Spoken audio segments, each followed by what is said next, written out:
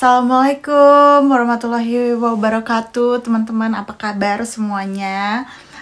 Aku barusan aja habis mandi dan udah mau siap-siap mau tidur tadi tuh. Cuman aku pikir aku keingat bahwa aku udah dari beberapa hari yang lalu kepikiran pengen bikin vlog ini. Karena kan seperti yang kalian tahu, kalau misalnya aku tepat 2 minggu yang lalu itu aku baru saja dioperasi.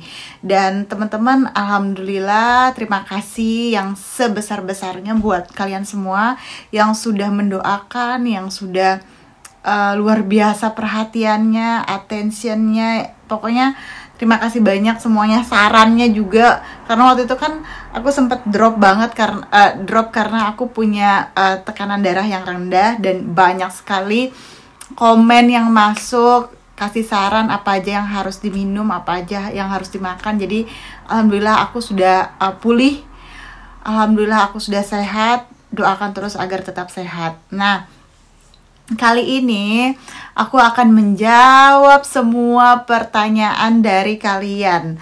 Aku minta maaf yang sebesar-besarnya karena banyak sekali pertanyaan dari teman-teman yang belum bisa aku jawab. Karena teman-teman, ini juga ya salah satu etika ya teman-teman ya.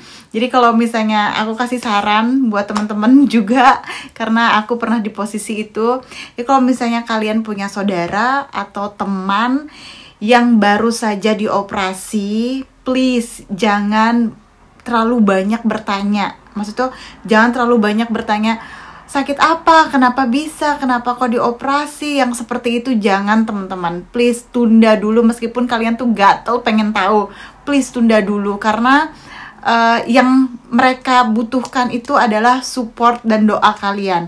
Misalnya, oh semoga cepat sembuh ya, kalau seandainya kamu udah siap untuk bercerita, aku siap mendengarkan, atau kami doakan agar cepat sembuh. Begitu dulu aja teman-teman, karena memang pada saat itu aku tidak mengabarkan ke semua keluarga. Jadi aku cerita dulunya berurutan ya, biar kalian nggak bingung. Jadi aku pada saat sebelum operasi itu aku tidak bercerita kepada siapapun, kecuali kepada suami aku dan teman dekat aku aja teman-teman ya. Jadi aku tidak bercerita ke orang tua, ke keluarga, ke teman-teman yang ada di Bali, yang ada di Indonesia. Karena pertama aku nggak mau mereka tuh kayak panik gitu loh, panik, khawatir, karena aku kan jauh. Jadi aku keep itu, dan aku baru mengabarkan setelah dioperasi. Dan aku post di Instagram dan di Facebook aku, karena ingin mengabarkan ke keluarga dan teman-teman bahwa aku barusan habis dioperasi dan minta doanya. Dan teman-teman, aku udah expect aku sudah mengira bakal banyak pertanyaan dari keluarga, teman, segala macam teman-teman. Tapi aku nggak menyangka ternyata pertanyaan yang muncul itu, ya Allah, itu sampai puluhan teman-teman. Aku kira kan cuman beberapa teman aja yang bertanya gitu. Ternyata enggak, ya Allah, itu aku terima kasih. Cuman lucu, bahkan ada teman yang sudah lama nggak pernah berkabar, nggak pernah nanya kabar aku juga nggak pernah lihat dia di sosial media. Tiba-tiba dia tuh chat di Instagram, chat di Messenger, nanyain WhatsApp aku, dan hanya untuk tanya, kamu operasi apa sih sebenarnya, Aduh teman-teman, aku bukannya tidak mau menjawab, tapi pada saat itu aku baru aja habis dioperasi gitu loh, nggak kuat aku terlalu banyak megang HP tuh, pusing kepala aku. Jadi aku hanya balas makasih ya begitu. Tapi kalau misalnya untuk chatting yang panjang-panjang gitu, aku belum sanggup, belum bisa gitu loh. Dan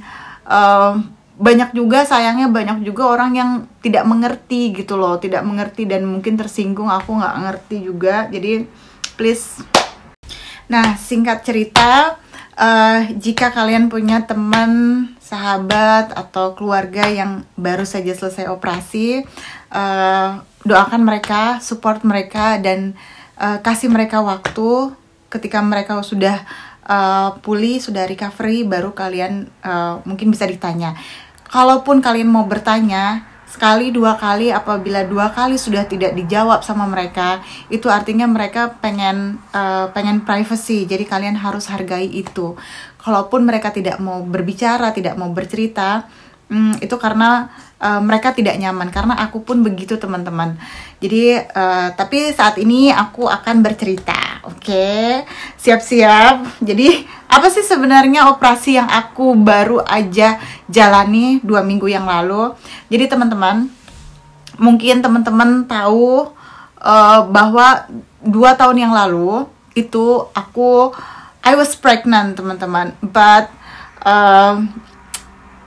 sangat disayangkan, memang aku ada keguguran, teman-teman. Nah, pada saat scan pertama kehamilan, itu susternya 2 tahun yang lalu, kita bercerita 2 tahun yang lalu, itu susternya suruh aku tunggu. Jadi setelah scan pertama itu, aku nggak dikasih pulang nih, teman-teman. Kata susternya ngomong kayak gini, aku masih ingat, ibu tunggu dulu, jangan dulu pulang, katanya gitu. Tunggu di ruang tunggu karena dokternya mau bicara sama ibu, katanya gitu toh. Terus aku bingung, teman-teman, kok ada apa ini gitu. Aku udah meteletek gitu loh, udah firasat pasti ada sesuatu. And then aku tunggu. Ternyata dokternya tuh datang sama aku. Dokternya tuh bilang sama aku kalau mereka pada saat men-scan itu mereka menemukan 2 kista. Nah, kistanya itu berukuran besar, teman-teman. Yang di sebelah kiri itu 13 cm dan yang di sebelah kanan itu 10 cm.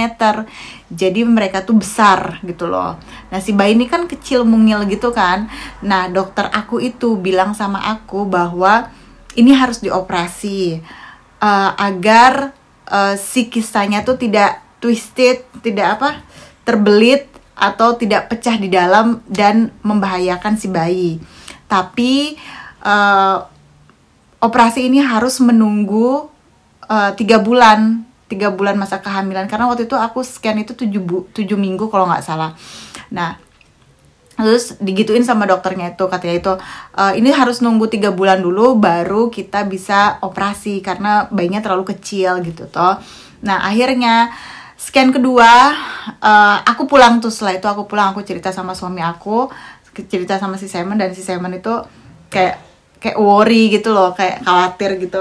Tapi aku pada saat waktu itu ya gimana lagi, nggak biasa aja, cuman ya harus dijalanin gitu. Nah, terus scan yang kedua itu aku tuh datang lagi ke hospital, datang lagi ke rumah sakit. Setelah datang ke rumah sakit itu, aku awalnya itu cuman datang untuk untuk jadwal scan kedua ya, teman-teman. Jadwal scan kedua itu 12 minggu ya, 12 minggu. Nah, 12 minggu aku datang lagi, pada usia kehamilan 12 minggu aku datang lagi. Nah, pada saat datang lagi itu ternyata kata dokternya tuh bilang janinnya ini ternyata tidak bisa dipertahankan, katanya gitu kan, sudah tidak berkembang dan lain sebagainya. Akhirnya aku dilakukan kuret dan lain sebagainya. Terus setelah itu aku melakukan MRI scan, teman-teman, yang masuk ke gorong-gorong. Ya Allah, emangnya tikus got kali masuk gorong-gorong.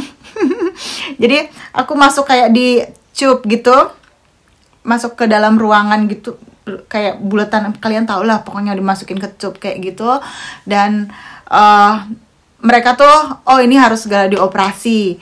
Tapi sayangnya, teman-teman, COVID datang. Akhirnya COVID datang, akhirnya ditunda, teman-teman, karena di sini benar-benar chaos. Pokoknya semua chaos, semua Nah, akhirnya semua ditunda, semua chaos, COVID, lockdown, dan berpengaruh terhadap jadwal dari operasi aku. Nah, tapi aku tetap berusaha, teman-teman, aku berusaha untuk menghubungi NHS, dokter aku, pokoknya aku berusaha untuk mendapatkan jadwal untuk operasi nih teman-teman, tapi memang tidak semudah itu, karena mereka akan memprioritaskan orang-orang yang benar-benar urgent. Nah, akhirnya teman-teman, awal tahun 2022 ini aku dapat surat dari hospital bulan Februari lalu, bahwa aku harus menghubungi hospital secepat mungkin karena ada slot atau jadwal operasi yang bisa aku dapati. Tapi sayang sekali teman-teman, waktu itu aku kan liburan ke Thailand sekitar 1,5 bulan ya, 1 bulan ya. Jadi pada saat kita datang ini, pada saat kita datang pulang ke York, sayang sekali hospitalnya bilang, oh udah nggak bisa, kita harus mencari jadwal yang berbeda, yang lain lagi. Nah, pada bulan pokoknya aku terus gencar tuh ke GP aku terus nanyain, pokoknya gencar kapan, pokoknya aku try to push them, because kalau misalnya nggak di-push seperti itu, mereka nggak akan memperhatikan kita gitu. Akhirnya, alhamdulillah dapat jawaban dari hospital. Oh, ini dioperasi tanggal 28 Juni. Mereka bilang kayak gitu. 5 hari sebelum operasi, ternyata aku dapat telepon dari hospital yang mengatakan bahwa sayang sekali harus di-cancel karena ada orang yang lebih urgent daripada aku. Mereka bilang seperti itu. Itu teman-teman ya, aku kan selama 2 tahun ini aku amat sangat sabar teman-teman. Pada saat bulan Juni kemarin pas mereka cancel cancel operasi aku tanpa mengurangi rasa hormat aku kepada orang yang benar-benar urgent itu, tapi aku menganggap aku pun urgent gitu loh. Aku udah nunggu 2 tahun. Kalau nunggu seminggu, 2 minggu, 2 bulan, oke lah, kita masih bisa toleransi. Ini nunggu 2 tahun dan masih di cancel pula. Nah, akhirnya aku benar-benar meluap marahku, marah semarah-marahnya, dan aku marahnya itu di halte bis, teman-teman. Di halte bis, orang-orang semua pada ngeliatin aku nggak peduli. Aku bilang, ini aku gimana caranya biar dapat jadwal untuk operasi. Pokoknya aku udah ngomong tuh udah kasar banget. Maksud aku gini loh teman-teman, aku udah nunggu 2 tahun. Mental aku udah prepare mental, aku udah prepare day off, ngomong sama perusahaan aku untuk ambil day off gitu, hari libur buat operasi segala macem. Mental aku segala macem tuh udah siap. Tiba-tiba 5 hari sebelum operasi dikatakan cancel dan nggak tahu kapan akan dioperasi, dan menunggu lagi sampai entah kapan, bisa tahun depan, 2 tahun lagi. Otomatis aku marah besar dong teman-teman. Nah, akhirnya setelah itu aku bilang, aku nggak mau, bagaimana caranya aku bisa dapetin jadwal ini, aku bilang kayak gitu toh. Terus mereka bilang, oke, Aninda, minta maaf dan lain sebagainya. Aku tidak menyalahkan siapa-siapa teman-teman, karena memang sistemnya seperti itu, karena memang COVID, dan COVID itu menunda segala macam, staffnya juga berkurang, mereka juga krisis staff dan lain sebagainya, sistemnya juga chaos. Tapi aku juga perlu memperjuangkan diri aku teman-teman, karena aku butuh. Nah, akhirnya setelah itu aku pulang ke rumah dengan marah besar, dan aku bilang sama Simon, aku benar-benar udah nggak tahan lagi nih, benar-benar kesel, sedih, kecewa, macem-macem dah. Teman-teman, mungkin teman-teman berpikir, kenapa sih pakai NHS, kenapa enggak private aja, private hospital, private gitu ya, operasinya secara private. Aku dan Simon banyak sekali alasan mengapa kita tidak private teman-teman ya.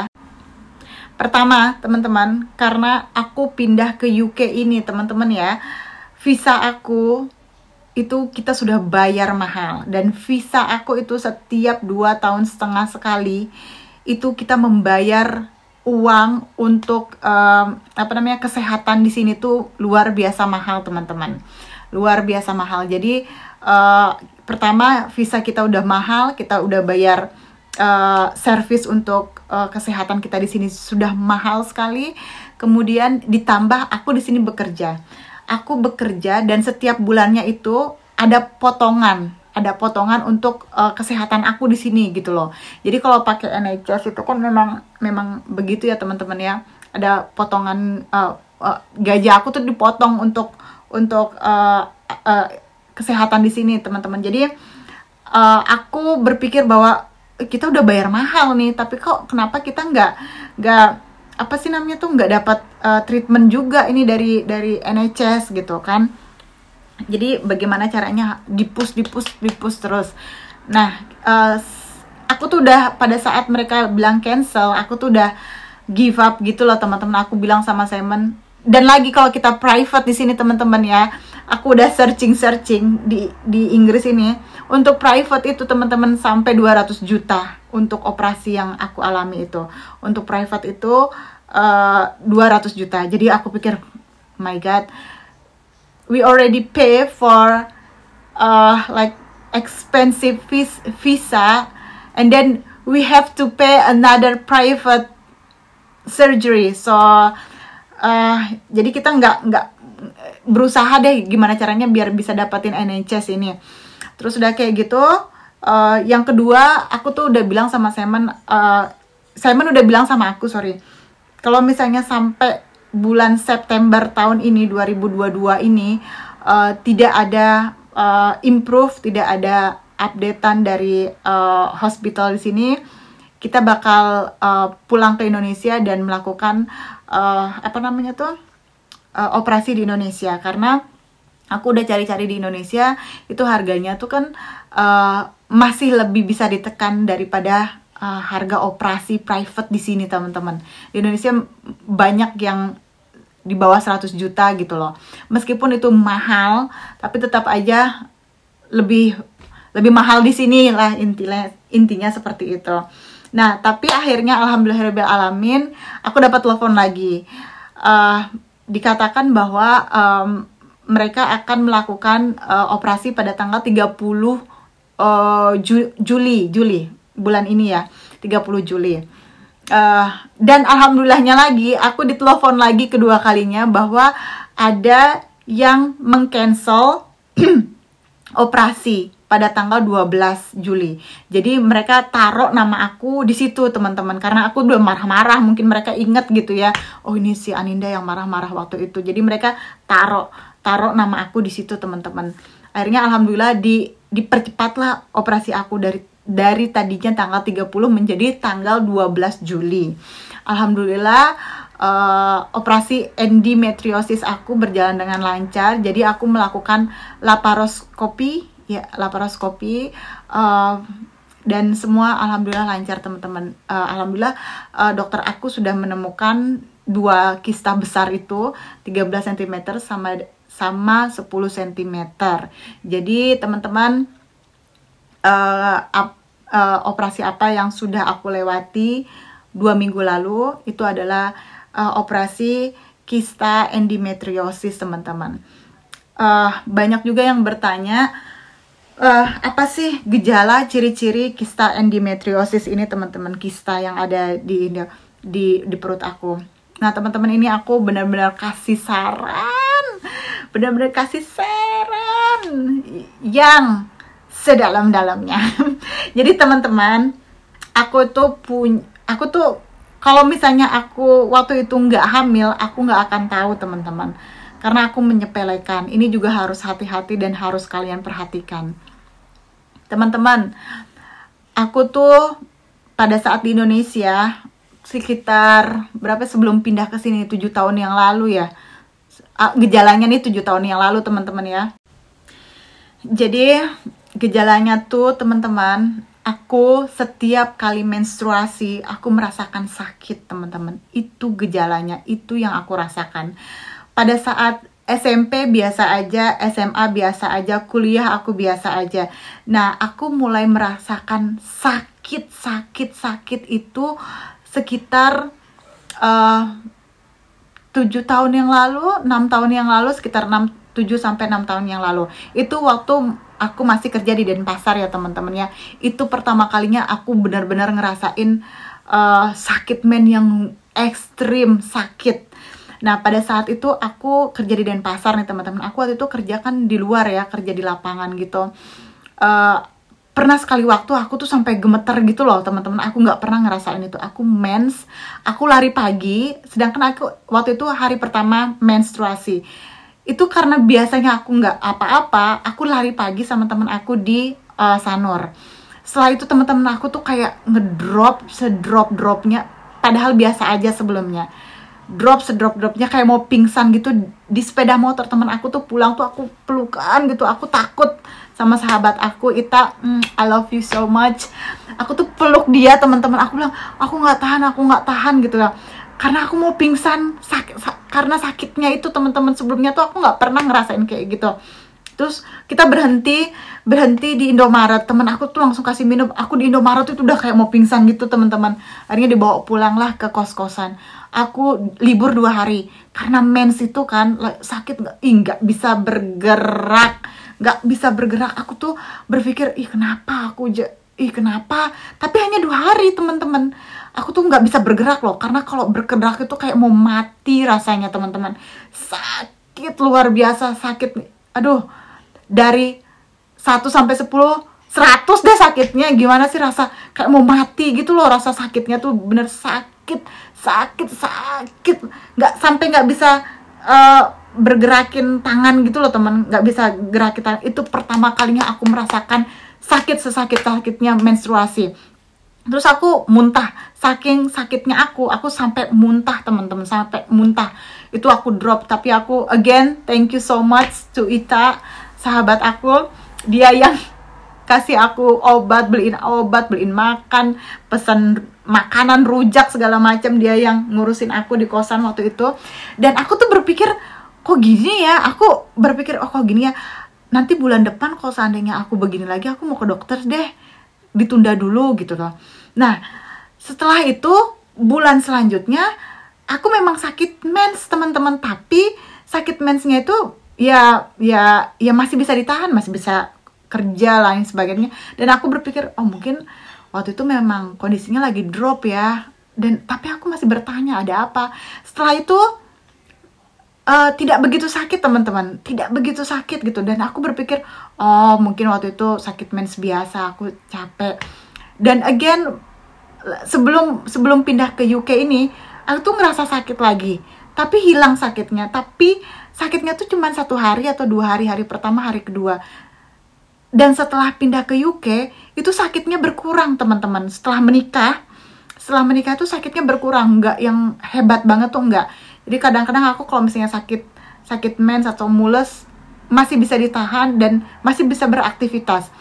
Cuman pada saat itu sekali waktu aku pas waktu di Bali Denpasar itu yang aku nggak bisa gerak, itu yang sehebat-hebatnya sakitnya itu.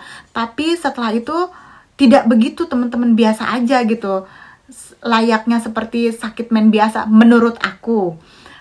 Tapi ternyata sakit mens aku tuh itu gejala, itu pertanda bahwa ada yang tidak baik-baik saja di perut aku gitu loh teman-teman. Jadi kalau misalnya kalian, khusus yang buat perempuan-perempuan ya teman-teman ya, kalau kalian sakit mens, kalian jangan pernah seperti aku, jangan pernah menganggap ini sakit mens biasa, ini sakit mens yang wanita lain juga punya, ini sakit mens yang nanti juga sembuh setelah minum kunyit dan lain sebagainya. Please jangan seperti itu, karena aku seperti itu dan salah teman-teman. Jadi kalau misalnya kalian sakit menstruasi, please go to specialist.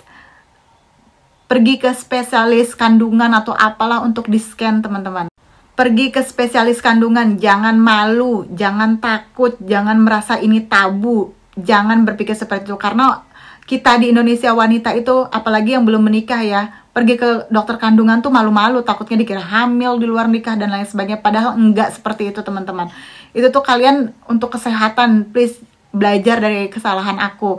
Jadi kalau misalnya kalian hari sebelum menstruasi udah ngerasain kayak aduh kayak nggak enak perut gitu ya, begah, mules, dan pada saat hari pertama, hari kedua kalian tuh ngerasain pengen tiduran terus, pengen tiduran, pengen rebahan, nggak pengen ngapa-ngapain, males, capek, lesu, lemah, letih, dan sakit, mules.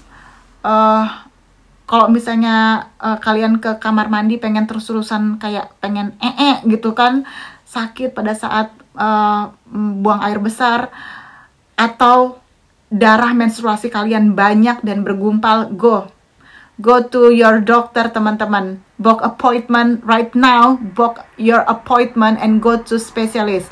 Aku kasih saran. Karena apa? Karena ketika kista itu masih kecil, itu masih bisa diakalin teman-teman, masih bisa diobatin dengan hormon, dengan apa segala macam. Daripada sudah membesar itu nanti semakin complicated teman-teman, semakin rumit, semakin ruwet. Jadi ya kalian harus ke dokter, kalian harus, jangan ditunda, jangan takut, jangan merasa tabu, khususnya buat teman-teman yang masih muda-muda, masih belum menikah. Pergi teman-teman, nggak ada salahnya sih kalian pergi untuk memeriksakan diri kalian, organ dalam kalian, reproduksi kalian, karena jika sudah seperti aku ini nggak ada jalan lain selain operasi. Ya mending kalau misalnya di Indonesia BPJS mengcover laparoskopi. Jadi laparoskopi, operasi aku tuh sangat cepat recovery-nya, 3 hari udah lepas obat, udah bisa lari sana sini, udah bisa traveling. Kalau misalnya kalian harus operasi besar yang harus dikuret itu kan, karena ada saudara aku di Bandung, dia juga melakukan operasi miom dan sayang sekali tidak laparoskopi teman-teman, tidak di laser gitu, jadi harus dikuret kayak sesar. Dia bilang karena memang tidak, BPJS tidak mengcover. Aku nggak tahu, maaf kalau aku salah, tapi ini menurut dari keluarga aku yang memiliki pengalaman yang baru saja juga dioperasi miom. Jadi dia harus disesar teman-teman, karena memang laparoskopi tidak, BPJS tidak mengcover laparoskopi. Kalau misalnya kalau misalnya aku salah, maaf ya, maaf sekali. Tapi begitu sih menurut teman aku. Tapi mudah-mudahan bisa di cover. Mudah-mudahan bisa ya. Atau ya mudah-mudahan bisa di cover. Mudah-mudahan kalian jangan pernah sampai seperti aku. Jangan pernah ada endometriosis teman-teman, atau kista coklat. Aku maaf ya kalau misalnya aku salah soal operasi di Indonesia, soalnya aku nggak tahu teman-teman. Jadi kalau misalnya aku salah, please di komen. Tapi ingat, di YouTube aku nggak boleh ada yang kasar. Semua harus berkomentar sopan, menghargai pendapat orang lain, dan juga kalian harus berempati. Jadi di YouTube aku nih please nggak boleh ada ngomong kasar ya, nggak ada yang ngomong kasar, karena life is too short teman-teman, hidup itu singkat banget. Jadi please jangan menyakiti orang lain. Kalau misalnya salah, ditegur baik-baik. Jadi ya itu teman-teman,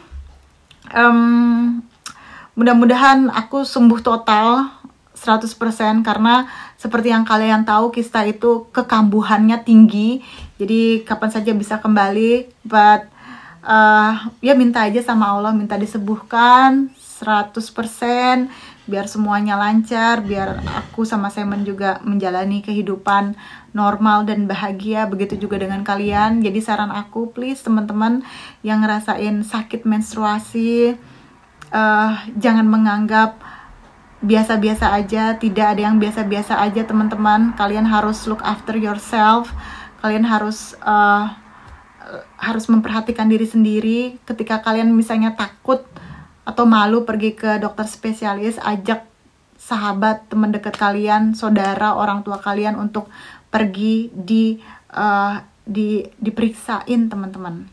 Dan ya udah gitu aja teman-teman. Terima kasih banyak atas perhatiannya, atas doa semuanya. Kalau misalnya kalian ada pertanyaan tentang kista endometriosis ini,